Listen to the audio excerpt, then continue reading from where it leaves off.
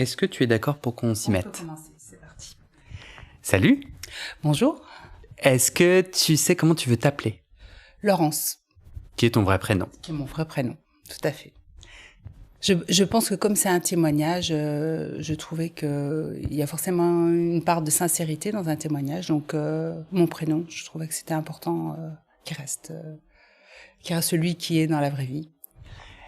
Pourquoi c'était important pour toi de participer? Pourquoi tu as décidé de participer à ce podcast? J'avais lu en fait tes podcasts et je trouvais ça très intéressant. J'aimais aussi beaucoup, Guillaume, ta liberté de ton, ta manière d'interroger ce passage en fait puisque c'était vraiment la dernière séance et non pas juste des personnes qui sont en analyse.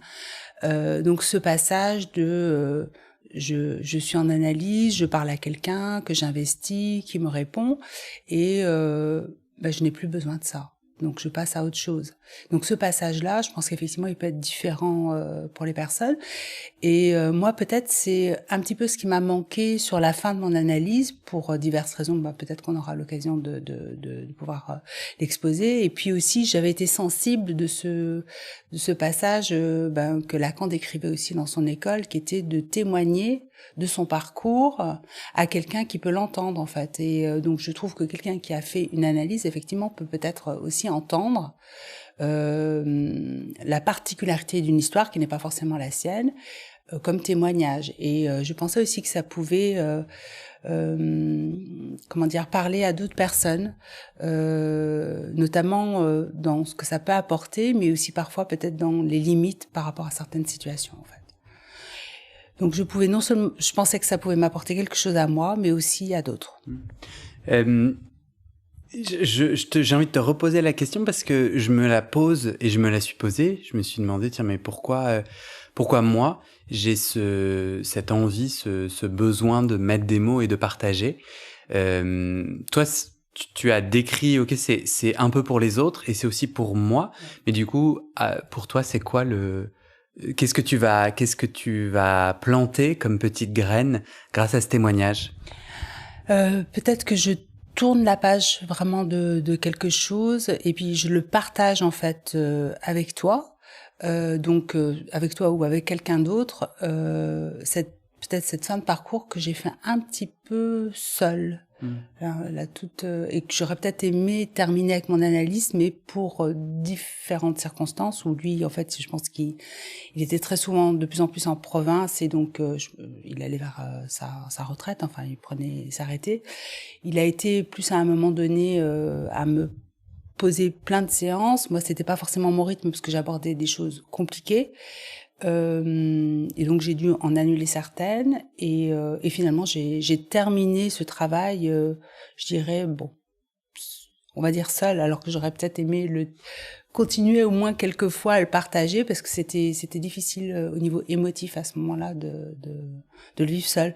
Alors j'ai utilisé l'écriture, j'ai beaucoup écrit à ce moment-là et ça m'a permis d'avoir ce recul, mais j'ai pas eu ce partage en fait, le fait partage témoignage, puisque le travail, je le faisais déjà quasiment seul, en fait.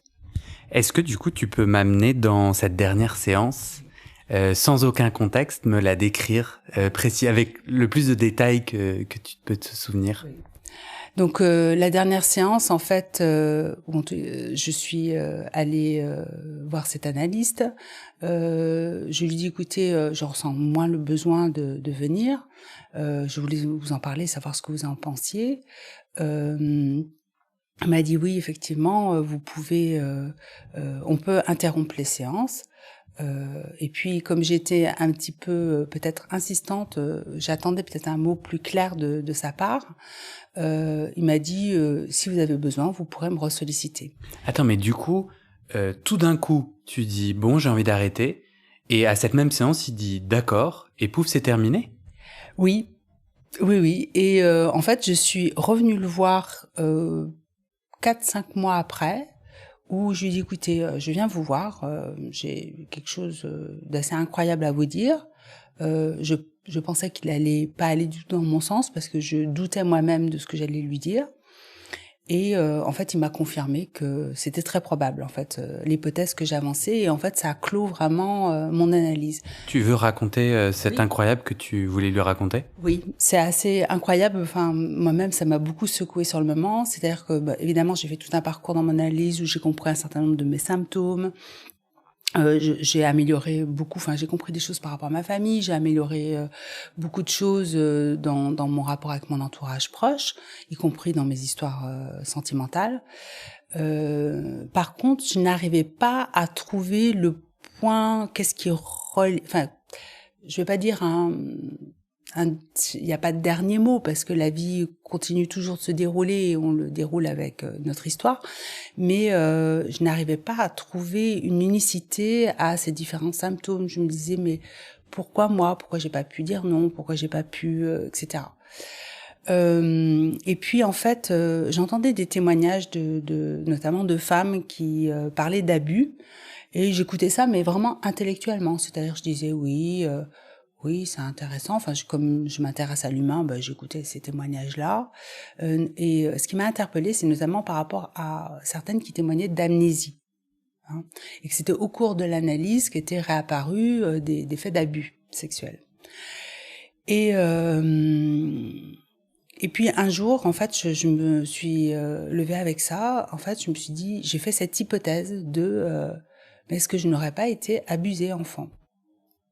Ça me paraissait vraiment incroyable, en fait. J'ai pris rendez-vous avec cet analyste qui me connaissait, hein, parce que j'avais fait une seconde partie d'analyse avec lui. Mon premier analyste étant décédé. Et je lui ai dit, voilà, je vais vous dire quelque chose d'incroyable. J'attendais. Donc, à ce moment-là, c'était déjà après la dernière séance. Oui. Tu avais dit j'arrête. Et là, tu le recontactes. C'est ça. Exactement, il y avait eu cette coupure. Qu'est-ce qui t'a répondu, du coup, face à cette hypothèse que tu posais? Eh bien, il m'a répondu, c'est très probable. Je m'attendais tout à ça. Je m'attendais à ce qu'ils me disent, oui, là, vous allez trop loin. Enfin, qu'est-ce qui se passe? Quels éléments? Enfin, qui me demandent presque des preuves, en fait, ou qu'est-ce qui vous fait penser ça? Pas du tout. Et donc, j'ai accusé le coup. Et puis, du coup, j'ai mis en mots la période à laquelle je pensais, en repensant à des éléments d'analyse que j'avais amenés, c'est-à-dire des moments un peu traumatiques pour moi, le moment où ma mère était partie, etc. Enfin, pour un décès. Donc, en fait, je pouvais le dater. Voilà. À ce stade-là, je pensais probablement à mon frère aîné, parce qu'il y avait eu des rapports très compliqués, enfin des propos très sexualisés qui me portaient, allant très très loin, et auxquels j'avais réagi. L'analyste à l'époque m'avait invité à réagir, mais j'avais réagi en tout cas plus tard quand ça s'était produit. Donc des propos sexualisants de ton frère. Oui. Au moment où tu étais enfant ou récemment ou... Alors, ça a tout le temps été le cas. C'est-à-dire, pour vous donner un exemple, j'avais peut-être 12 ans, on était à un repas, donc mes parents étaient sortis de table, je sais plus ce qu'ils faisaient, et donc on était 4 enfants. Et mon frère disait, bon, qu'est-ce qu'on va acheter à la petite pour son anniversaire? La pilule? Alors moi, je répondais par la provocation. Donc j'avais une certaine connaissance, donc je disais, non, la pilule c'est gratuit, un godemiché.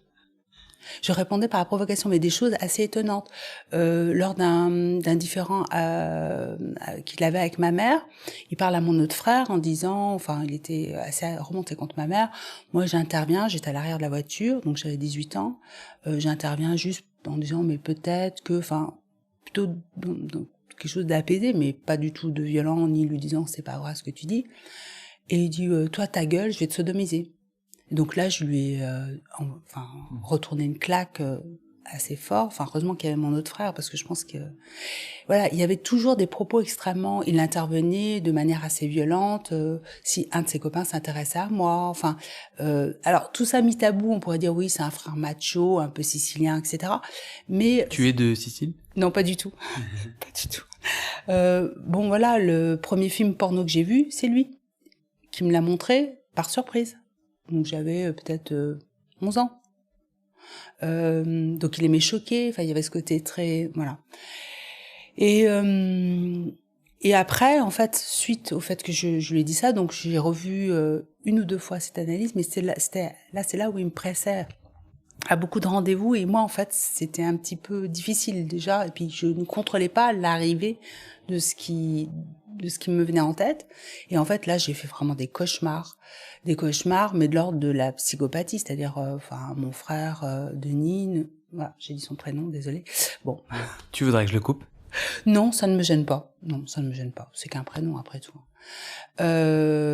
Qui dit à ma mère, voilà, enfin comment il a cassé une personne, enfin comment on casse un poulet, là où il a caché le corps, ma mère qui ne réagit pas.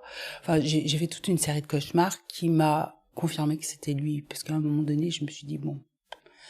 Et puis voilà, j'ai pu dater, enfin j'ai une idée, sans parler de certitude, parce que c'est pas de l'ordre de la certitude. De toute façon, j'en ai pas besoin en fait. Enfin, ça m'a juste aidé moi à prendre du recul. En fait, c'est pour moi que ça a servi. J'ai même une idée de la nature de l'abus qui va avec mes symptômes en fait, qui va à une série de mes symptômes.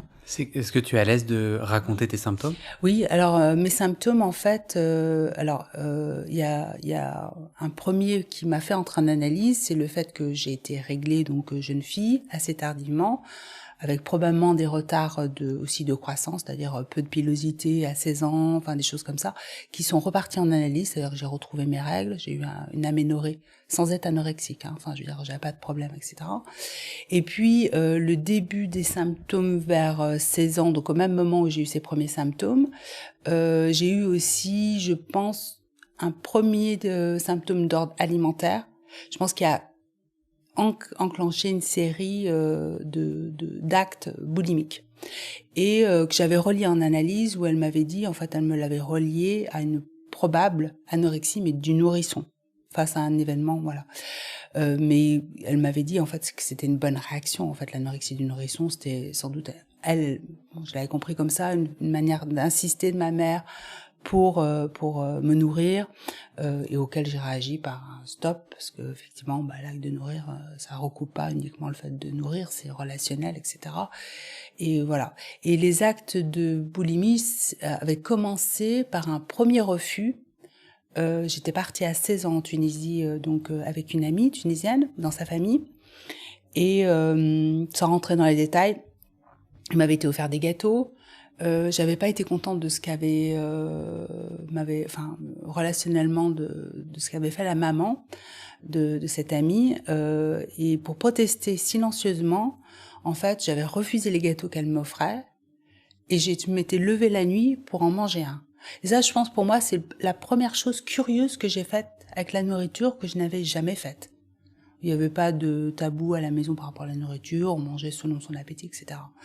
Et ça a continué toujours un peu parallèlement dans mon analyse, sans que ça disparaisse. Et alors, je le reliais à des émotions, en fait. Hein, quand ça arrivait, c'était toujours par rapport à une émotion. Je suis plutôt très sensible.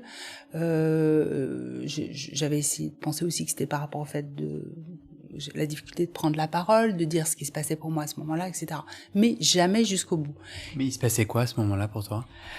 Donc là, tu as 16 ans, 17 ans, c'est ça? Oui. Ce qui se passait pour moi, c'est quand j'avais une trop grande émotion, en fait, je la réfrénais. Je la réfrénais au point de me taire, mais vivre quelque chose en décalage. Donc j'étais adaptée, j'étais tempérée, comme je l'étais peut-être un peu trop dans ma famille aussi, et je ne disais pas ce que je ressentais. Donc j'avais un décalage qui se créait, et je pense que cette colère, en fait, parce que c'était de la colère, que souvent ça a été lié à de la colère, en fait. Quand j'éprouvais de la colère, au lieu de la dire, en fait, je la passais à l'acte dans quelque chose d'assez destructif pour moi, en fait. Du coup, que je comprenne, tu as fait combien d'années de psychanalyse? Alors j'ai été, en fait, dès mes 17 ans, dès que j'ai eu cette aménorrhée, je suis allée voir... Excuse-moi, je sais pas ce que c'est une aménorrhée. C'est absence de règles prolongée, en dehors d'un problème physique, organique. Donc j'ai été voir cette analyse, mais d'abord c'était des séances de psychothérapie, donc pendant 2 ans et demi, puis vers même un peu plus. À 21 ans, je me rappelle qu'elle m'a proposé de m'allonger. Mmh. Donc là, j'ai vraiment commencé une analyse. Et c'est vrai que l'analyse, c'est ce que j'ai dit à mon deuxième analyste, puisqu'après elle est décédée, enfin j'ai fait une tranche d'analyse avec elle, c'est que ça a été l'horreur. J'ai jamais compris pourquoi ça a été l'horreur, parce qu'en principe, ça libère. Et moi, ça a été une plongée dans l'horreur. Je ne sais pas pourquoi, en fait. Peut-être parce que... Alors, oui, je comprenais des choses par rapport à ma famille, mais ça me paraissait pas horrible. Et pourtant, je vivais vraiment... J'étais très, très mal à cette période-là. J'étais étudiante, j'étais très, très mal. Et la seconde période d'analyse, donc ça a été interrompu parce qu'après, je me suis mariée, j'ai eu des enfants, et bon, ça allait quand même un peu mieux. Et puis j'y suis retournée au moment de mon divorce, en fait. Donc, et là, j'ai essayé de comprendre pourquoi j'ai été avec cette personne, en fait, qui était quelqu'un probablement très problématique, en fait. Voilà. Enfin, quelqu'un probablement pervers, comme je pense l'était mon frère. Mais donc là, j'ai abordé cet élément-là. Mais en fait, j'ai dû passer par des éléments de réel dans ma vie, en fait. C'est-à-dire que l'analyse m'a pas empêché de certains passages à l'acte, malgré le fait que j'étais en analyse et assez jeune, on va dire. Voilà. Ce deuxième travail a duré combien d'années? Ce deuxième travail, il a duré, en fait, il a duré 3-4 ans. Oui, 4 ans.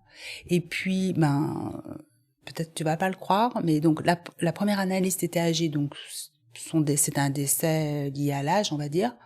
Ça a été difficile de passer à une autre personne parce que je l'ai investi très jeune, finalement. Ce deuxième analyste, c'était un homme. Ça m'a fait du bien que ce soit un homme aussi pour l'effet d'altérité. Et lui, il a eu comment on appelle ça, une crise cardiaque. Donc deuxième décès, enfin perte aussi. Et quand j'ai eu besoin, ça a été ce troisième analyste que j'ai été voir. Et lui, j'ai été le voir 1 an et demi, en fait. Ça allait beaucoup mieux. Je suis venue aborder quelques éléments, en fait. Voilà. Du coup, j'aimerais qu'on revienne sur cette dernière séance qui n'en était pas vraiment une dernière. C'est intéressant parce que parfois j'entends que on arrête son analyse à un moment clé, ou au moment clé où il y a quelque chose qui va ou peut sortir. Donc pas du tout parce que c'est terminé, mais plutôt parce que ça commence. Tu hoches de la tête, ça te parle? Oui, je pense que j'avais besoin peut-être de cette coupure parce que j'ai eu tout au long, j'ai eu sur une grande période de ma vie la présence d'analyse. J'avais besoin de mettre une coupure qui me dise finalement vous pouvez vous débrouiller toute seule, et que je sois peut-être moi prête à dire quelque chose de ce que je ne savais pas, en fait. Et justement, au moment où tu arrêtes cette analyse, tu te dis quoi? Enfin, pourquoi tu l'arrêtes? Parce que je me sentais mieux, je me sentais en capacité de traiter les situations que je rencontrais. Je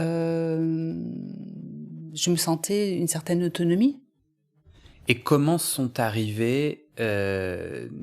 comment est arrivée cette idée que tu as été ou que tu aurais été? Parfois tu utilises le conditionnel, parfois tu utilises le présent, donc dis-moi ce que tu veux que je dise. Comment est arrivée ces idées, ces intuitions? À partir de témoignages, en fait, que j'écoutais notamment de Anne Parillo, qui est une actrice qui témoignait à travers un livre que je n'ai pas lu. Mais j'ai écouté son témoignage, elle était à la télévision, elle en parlait, et notamment elle parlait de cette amnésie, et que c'est en analyse qu'elle a retrouvé. Donc c'est à partir de là que m'est venue cette hypothèse. Ouais. Oui, c'est vrai que tu avais déjà répondu à ça. Qu'est-ce qui donc tu reconstitues tout ça. Aujourd'hui, tu dis que tu es pas sûr que ce soit vrai ou réel. J'ai eu l'impression. Est-ce le cas ou pas? Ah si, pour moi, je pense que c'est la vérité. Tout à l'heure, t'as pas dit que tu n'étais pas certaine, mais c'était pas grave? Non, c'est pas ça. J'ai dit que j'ai pas besoin de certitude ou de preuve, dans le sens preuve. Voilà. Je mesure les effets de cette vérité, en fait. Cette vérité pour toi, cette hypothèse que tu confirmes, elle te permet quoi aujourd'hui? Qu'est-ce qu'elle a transformé pour toi? Le détachement. Le détachement et la liberté. La liberté de comment dire, de me reconnecter aussi émotivement par rapport à une histoire, me permettent de me situer différemment maintenant par rapport à mes émotions, de les assumer complètement. Ça a entraîné beaucoup d'effets. Enfin, j'ai pu rencontrer mon compagnon simplement. Voilà. Donc débarrasser vraiment toutes mes histoires sentimentales je dirais de quelque chose, je pense, qui venait gêner, même Qui si se rejouait. qui se rejouait. Enfin, tu as dit que Oui. ton premier mari Oui. était très similaire à C'est ton... ça. Après, j'ai eu des personnes, j'ai rencontré une autre personne avec qui ça s'est bien passé. Enfin, pas du tout c'était très respectueux, mais je ne pense qu'il ne me correspondait pas. Enfin, c'était pas au sens de l'amour, vraiment l'amour. Je pense que c'est quelqu'un qui m'a presque un petit peu soutenue, réparée, etc.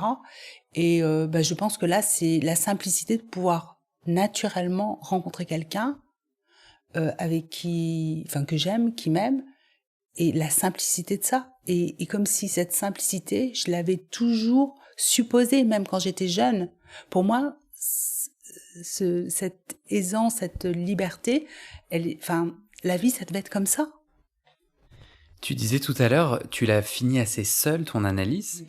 Et pour autant, ton analyste t'a proposé plus de rendez-vous. Je comprends pas du coup. Parce que j'étais en colère contre lui, en fait. Il m'imposait son rythme, qui était lui quand il montait à Paris, où il voulait cumuler mes rendez-vous. Sauf que moi, c'était compliqué. C'était éprouvant je pense que je passais quand même des très mauvaises nuits, où j'avais des cauchemars, voilà, etc. Donc, ce travail, je pouvais le mener qu'à mon rythme. Et là, en fait, il ne s'adaptait plus à mon rythme, il m'imposait le sien. Donc, au départ, j'ai annulé quelques rendez-vous, puis, en fait, j'ai commencé ce travail d'écriture, et je me suis rendu compte que ça me suffisait. Est-ce que du coup, tu peux me raconter ta dernière séance? Parce que j'entends que tu as du coup repris à nouveau un travail. Et la dernière fois où tu as été allongé sur le divan avec cet analyste? Alors, j'étais plus allongée avec lui, hein. Enfin, le dernier analyse, c'était juste des face à face parce que c'était des petits points, en fait, il m'a pas proposé de m'allonger. Vraiment, la période d'analyse allongée, ça a été la première analyste et la deuxième analyse. Et le deuxième analyse, parce que c'était un homme. Et le troisième était un homme aussi, mais c'était en face à face. Eh bien, lors de cette dernière séance, c'est où je lui ai dit, voilà, je lui ai fait part des cauchemars que je faisais, j'ai continué mes hypothèses, et puis on devait se revoir, et c'est là où en fait j'ai annulé le rendez-vous, puisqu'il me pressait dans le temps au niveau des rendez-vous. J'avoue quand même, sans arriver à lui dire, que j'avais une petite colère parce qu'il me pressait. Et que j'avais pas besoin de ça, en fait, à ce moment-là. J'avais besoin, au contraire, qu'il suive mon rythme. Et après, ça, c'est mon côté très raisonnable. C'est-à-dire que, j'analysais sa situation. Je me dis, oui, voilà, il est en province, il descend souvent, il veut peut-être terminer ce en quoi il s'est engagé avec moi. Mais sauf que c'était pas ça qu'il s'agissait, et ça aurait été bien quand même que je lui dise, peut-être. Et c'est ce qui m'a conduit à aller voir une autre personne juste après ça, qui était psychologue, qui pratiquait l'hypnose. Je lui dis voilà, je suis venue vous voir parce que je lui expliquais le contexte, et il me dit, vous savez, l'hypnose ça permet pas forcément de retrouver ses souvenirs. Je dis, mais c'est pas forcément retrouver ses souvenirs, moi ce que je voudrais c'est m'apaiser surtout, parce que et donc je lui ai parlé de mon histoire, il a été assez accueillant, et en fait ça m'a suffi. Il m'a dit, si vous voulez vous pouvez revenir, mais en fait ça m'a suffi. Voilà. Du coup, est-ce que tu as identifié ce que la psychanalyse t'avait aidé à faire émerger? C'est quoi les nœuds intimes? Parce que les nœuds intimes que tu as travaillé en analyse, parce que à partir de la fin de ton analyse, tout se concentre sur ce changement de position par rapport à tes émotions, par rapport à ton frère. Est-ce que c'est ça que tu as travaillé en psychanalyse? Est-ce que tu as l'impression que la psychanalyse et ton travail sur le divan ou sur le fauteuil a permis de faire émerger ça, ou? Alors, ce que j'ai vraiment travaillé au départ, c'était comme par rapport à ce premier symptôme, c'était mon aménorrhée, c'était beaucoup la question de la féminité, la question de ma place dans la famille, avec ma sœur, mes frères. Je me suis rendu compte que mes parents étaient pas parfaits, mais ça se passait quand même plutôt bien. Et c'était vraiment avec mes frères et sœurs que c'était très compliqué. J'étais la dernière et voilà, je pense que j'ai eu vraiment une difficulté à faire ma place en fait. Et donc j'ai travaillé ces questions-là, ça m'a permis de continuer à les aimer, mais avec un certain détachement, enfin, en tous les cas, en ne me reniant pas, en étant capable de me positionner, etc. Donc ça a permis ça. Ça m'a permis aussi de comprendre par rapport à mon divorce, donc ce détachement par rapport à le père de mes enfants, la perversion, comme la manipulation. Ça m'a permis à prendre beaucoup de recul. Donc ça a été, je pense, un premier jet, sans amener l'élément peut-être. Je ne comprenais toujours pas pourquoi. J'avais pas pu dire non à ce monsieur, alors que je suis quelqu'un qui a du caractère. Enfin, je veux dire... Est-ce que tu saurais me raconter comment, justement, parce que là, tu dis, grâce à la psychanalyse, j'arrive à prendre de la distance, j'arrive à voir la perversion, la manipulation. Moi, par exemple, ce que je raconte, c'est que j'ai vraiment l'impression d'être rempli de ballons de pu. Je suis désolé, l'image est pas très jolie. Et qu'en fait, j'avais besoin de les vider. Et je sais que la psychanalyse, moi, m'a beaucoup aidé à vivre ma tristesse et à la vider concrètement.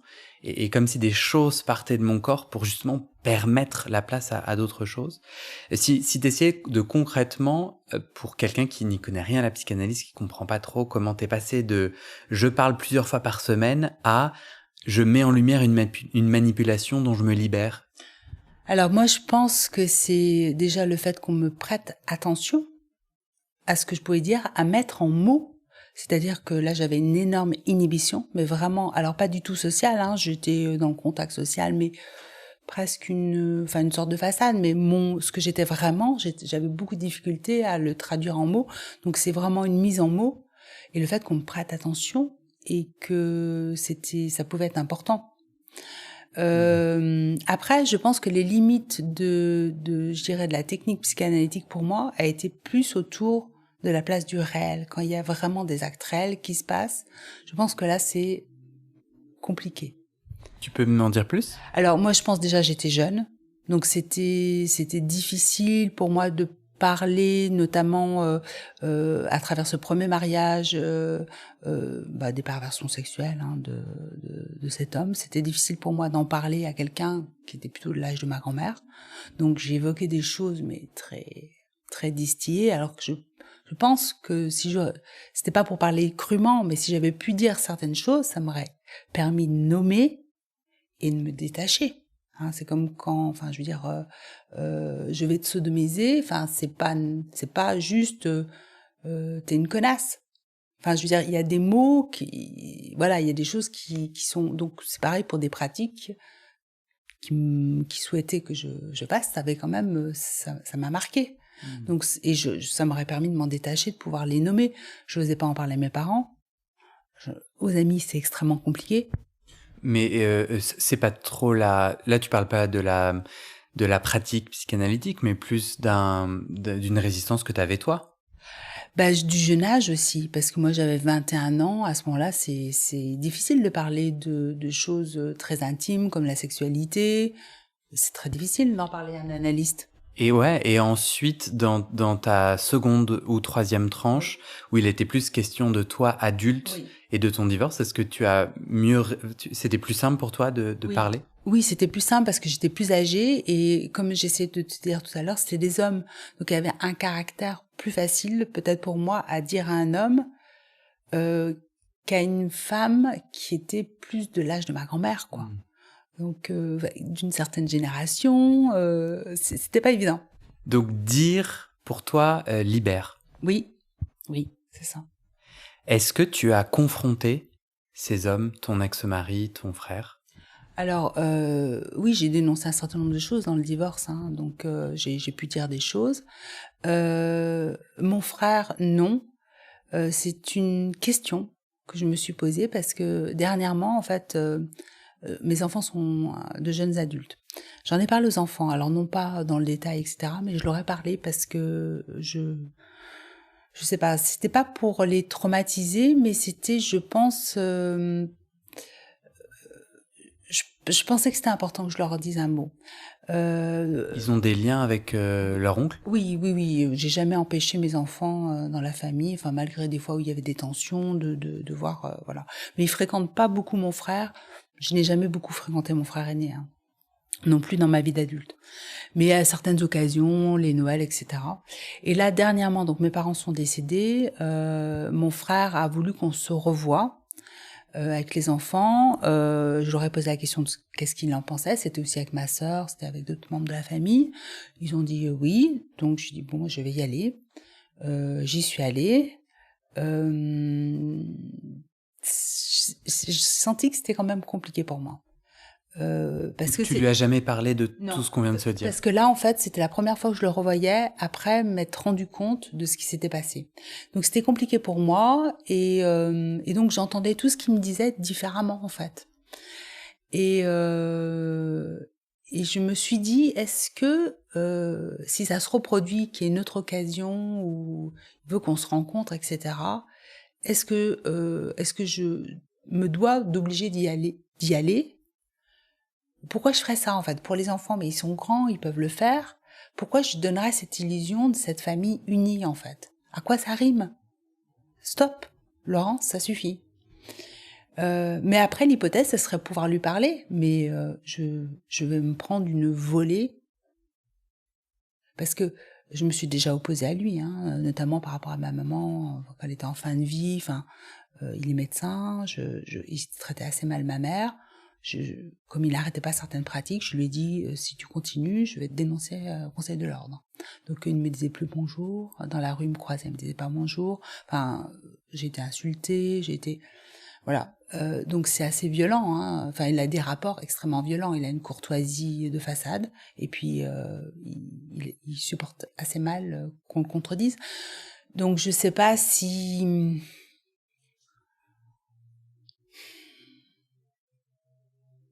ça serait une très bonne idée.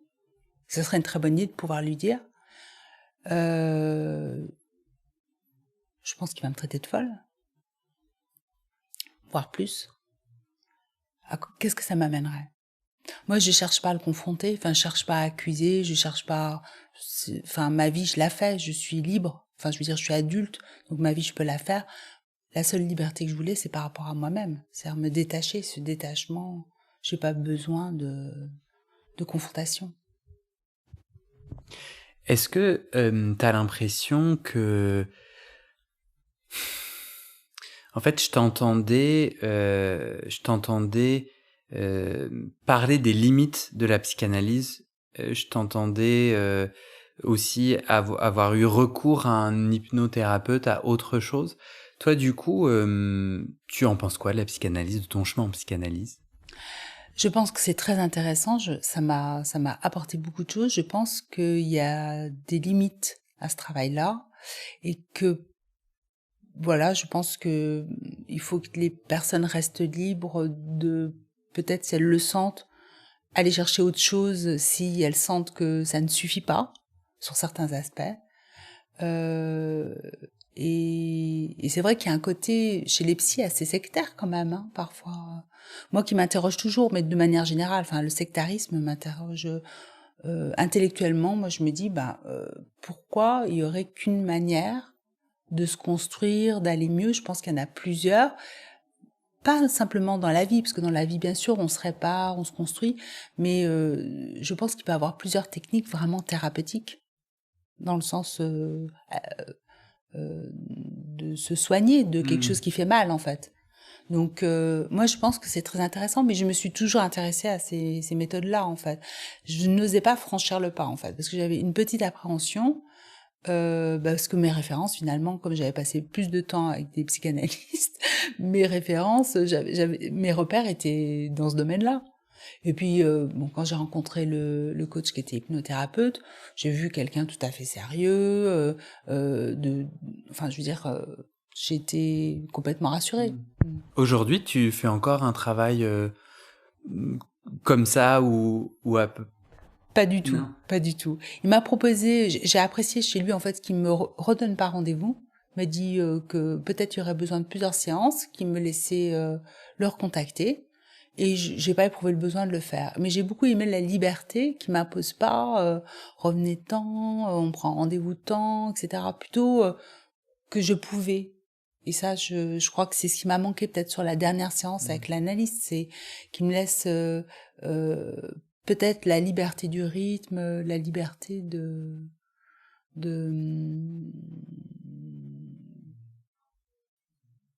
peut-être aussi de la dernière séance, la liberté de comment elle se passera cette dernière séance. Ouais, c'est intéressant parce que j'entends une sorte d'incohérence, mais ce n'est que mon opinion, mais que je retrouve, pour moi en tout cas qui me parle personnellement, c'est tu te sens à la fois seul et t'aurais envie de pouvoir aussi choisir et tu vois choisir un peu le chemin et à la fois ben c'est pas ta place. Enfin, je sais pas, tu vois. Enfin, lui, c'est le thérapeute et toi, tu es la bénéficiaire, du coup. Après, je pense que la fin d'une analyse, en fait, c'est la fin du transfert. Donc, effectivement, il y a une part où on laisse tomber l'analyste et c'est pas lui qui va nous autoriser à ça. Je pense que il peut que accepter le fait qu'on lui dise on n'a plus besoin de ce transfert qui est. Oui, mais toi, tu lui as pas dit. Ben non, c'est ça. Ben oui.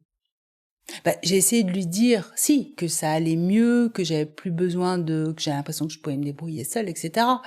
Mais quand je suis revenue pour lui parler de ce point-là, je pense que j'étais en train de clôturer. Effectivement, il n'a pas reconnu, enfin, il n'a pas laissé cette possibilité que ces derniers rendez-vous se passent à mon rythme. Ouais. T'aurais envie de pouvoir. Parce que l'autre incohérence que je soulignais, c'est que à la fois enfin, j'ai entendu un faux lapsus ou un faux. Tu sais, quand t'as dit le prénom de ton frère et que t'as dit oups pardon, ou j'étais pas du tout convaincu par ton oups pardon, où j'avais vraiment l'impression que c'était à dessein. Et à la fois le fait que tu l'as pas encore fait, j'entends. Et tu fais souvent référence à tu vas pas me croire. Tu m'as dit plusieurs fois tu vas pas me croire ou c'est incroyable, ouais. Et du coup, j'entends à la fois une femme qui s'est construite à partir d'hypothèses, un rapport à la vie qui lui va. Enfin, t'as l'air d'être heureuse. Tu n'as pas besoin de preuves. Et voilà, il s'est passé, selon toi, certaines choses. Et j'ai l'impression qu'à la fois, tu veux la validation extérieure des autres et être en capacité d'exprimer toi ton point de vue et à la fois tu te limites. Enfin, il y a un double mouvement. Peut-être. Je pense que pour revenir sur ce que tu tapes, enfin, je la prends comme une proposition, le fait de parler à mon frère. Je pense que ça, pour moi, ça serait difficile. Mais ce que je pourrais faire, c'est lui écrire. L'écrire. C'est ce que j'ai fait en écrivant, en fait. Je pourrais lui écrire une lettre. Et t'as juste, à juste titre posé la question, mais qu'est-ce que ça m'amènerait et peut-être, et ça, c'est seul toi sais, mais en fait, comme tu es venu à ce micro en disant, je le fais pour les autres et je le fais aussi pour moi, pour boucler, alors je te demande comment aimerais-tu boucler, comment vas-tu boucler là, à ce micro-là, parce qu'on va terminer, ou plus généralement. Oui, alors, ça pourrait être une lettre adressée à mon frère, que je ne suis pas obligée de lui envoyer. Ça pourrait être ça, parce que du coup, je m'adresserai à lui. Et je pense que ça peut avoir une valeur de résilience, d'apaisement, de je te dis les choses que j'ai ressenties, les effets un peu dévastateurs que ça a eu sur moi. Je te l'ai dit, je n'ai pas besoin de te nier comme tu fais en me disant pas bonjour dans la rue, comme si tu me reconnaissais pas, comme si j'étais pas ta sœur. Je te parle comme un être humain, mais en même temps, je te reconnais pas dans ma vie. En fait, ça veut dire, je ne te reconnais pas une place dans ma vie. Est-ce que tu veux ajouter quelque chose ? Bah merci en tous les cas de ton initiative, parce que comme je te le disais au début, j'aime beaucoup la liberté de ton et ton interrogation, et continue. Merci. Merci Guillaume. Merci d'avoir écouté cet épisode. Si vous avez aimé, alors je vous propose d'écouter mes autres podcasts. Je vous mets les liens dans le descriptif de cet épisode. Premier podcast, Comment bien se planter, est un podcast pour les entrepreneurs qui veulent débloquer leur rapport à l'échec et à l'argent et développer leur projet dans la joie. Dans ce podcast, je raconte mon propre chemin d'indépendant, mes réussites et mes échecs, et je donne les meilleurs outils qui fonctionnent sur moi et que je transmets en tant que coach pour indépendants. Deuxième podcast, intitulé Comment devenir sexuellement épanoui. Dans ce podcast, des hommes queer, homosexuels, bi ou autres, racontent leur chemin de sexualité et d'intimité et comment ils tentent de s'épanouir face aux normes. Et enfin, un troisième podcast intitulé Dans les coulisses des céramistes. Des céramistes plus ou moins expérimentés me racontent les coulisses de leur pratique, leur chemin de réussite et d'échec. Merci et à bientôt dans les oreilles.